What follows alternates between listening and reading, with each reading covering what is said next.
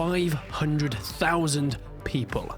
Yep, that's how many people have wishlisted Manor Lords on Steam as of right now. In the top 20 most wishlisted games on the whole platform, it seems to have taken the PC market by storm. We've had so much recently released in terms of info and in-depth looks and even some more gameplay, and my god is there a lot to show, so stick around. But first, make sure you subscribe to the channel if you haven't already. There's a lot more of this to come in the future. Being able to change your banner and edit to customize your village, town, and of course armies is paramount to the gameplay of Manor Lords. In the first bits of gameplay and early access release, we saw basic bones of how this can work as the Lord of a Manor. Yet more recently, we've seen more gameplay showing the newest version of this banner editor, having the choice of a background color, pattern, and of course the foreground color and sigil. All these patterns and sigils are custom made for the game itself. Then we have some of the gameplay that's working in progress of the villages themselves, through the snow and of course the spring, and goddamn does it look beautiful. The work and detail that's gone in to make this look as realistic as possible, from the paths that are created dynamically over time. The more places that are tread down by villagers, the more mud will be churned up and paths will be created, to the same thing happening within snow. Seeing the villagers going to work or even their homes, zooming in and being able to hover over individuals, seeing info about them like their name, where they work, and the current actions that they're doing. It feels very City Skylines in that sense, but on a more personal and smaller scale. Having the option to click and zoom down into a micro level and follow any villager, or I assume also soldier once you get them up and running within your village. Manor Lords armies work in a kind of different way. You don't necessarily have a lot of professional soldiers, at least at the beginning, and this means that we're going to be able to see each individual soldier, where they came from and what their normal day job is, getting us a deeper dive into the life of a medieval farmer or a smith or a worker that then takes up arms when their lords call for it. What's more, having a look at the architecture to keep the game authentic to the time period. The focus seems to be way more on later medieval, however, they don't seem to be going further into the guns and gunpowder sort of era. The thatched roofs and the palisade-style fences, from wood to mortar-style buildings, whether it's a tannery, a tavern, barracks, or even just a lowly home. So, how far away are we from actually being able to play Manor Lords? It is clear that there is some playable versions at the moment, and alpha testing has been well underway for months.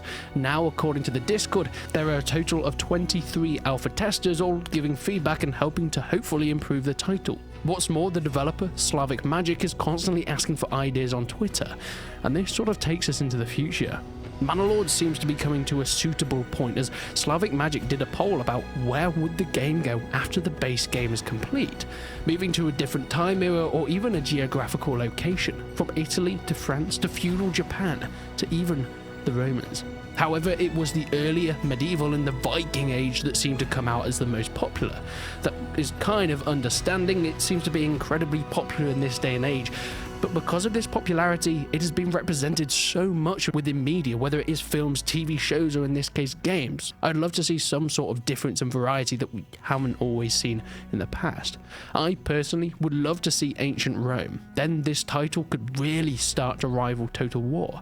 Not in terms of necessarily its actual mechanics, as Manor Lords is clearly not the same title in that respect. It's much, much smaller, without the focus on that grand scale strategy. However, I do feel like the fan base is very similar. And the reason that Manor Lords is becoming so popular in this community is because there is that massive overlap with the Total War fan base. Bringing it to ancient Rome, even a late Roman Empire moving into early medieval, would be perfect for bridging that gap between a Total War fan base and what Manor Lords is hoping to achieve. There would be a mountain of a player base ready to take it. So, where does Manor Lords stand? What is its place in this industry that we call gaming? As I mentioned, there are so many overlaps with this Total War in a style of game like this. However, I think there's a lot to be said about Paradox titles as well. Of course, City Skylines is the obvious here, but when it comes to details and diplomacy, the relationships between the smaller towns, of course, the scale is completely different, but also looking at the kingdom as a whole, how to deal with other lords and kings, I think there are a lot of similarities with Manor Lords to a game like Crusader Kings. Slavic Magic has said so many times that the battles within it that everyone is so excited about are actually quite a small part of a much wider game. A game about building and diplomacy, calculations and cunning to lead your towns to success and thrive rather than just survive. Of course, the battles are what are taking everyone's attention right now, but I think a lot of that could just be surrounding it with the promotion. It's what will get a lot of eyes on the game itself with trailers and gameplay, whether it's cinematic or just pure bits of Twitter videos like we've seen today.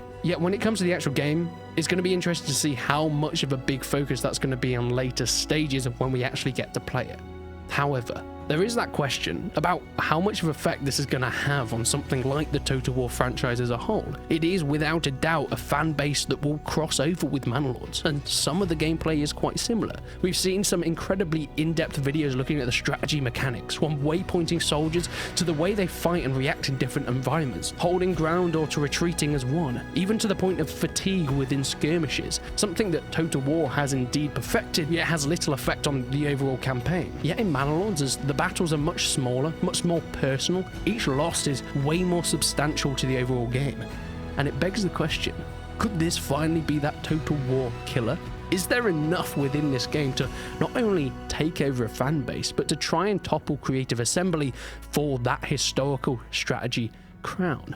It's been a notion for quite some time that Total War fatigue has started to spread from Three Kingdoms to Troy, and with the lack of historical installments in the franchise, it's definitely had some detrimental effects to its player base. Every video I make on Manor Lords, there are people in the comments saying they want this to be the next Total War, and while Slavic Magic has been very clear to say it's not trying to rival Total War, with this crossover in fanbase, it could have some effects on that behemoth of a franchise. But even if it doesn't, even if it isn't this dramaticized Total War killer, finally Creative Assembly actually has some competition. Not necessarily to blow it out the water, but it might change the way that CA look at their development and the way they interact with their fanbase. For so long, there hasn't been a real need to change the Total War franchise. They've had this award-winning format and it's been kept that way for decades. Has it worked? Of course, and I still think it's a fantastic and unique experience, of course, compared to other strategy games. Yet, there hasn't been a reason for innovation, and I think Manor Lords might just force them in that direction.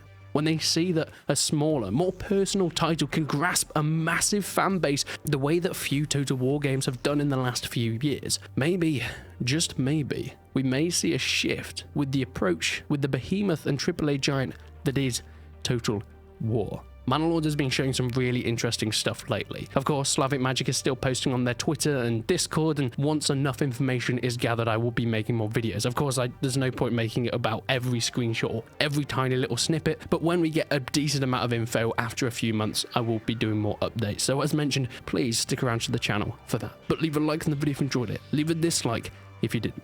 But until then, I will see you in the next one.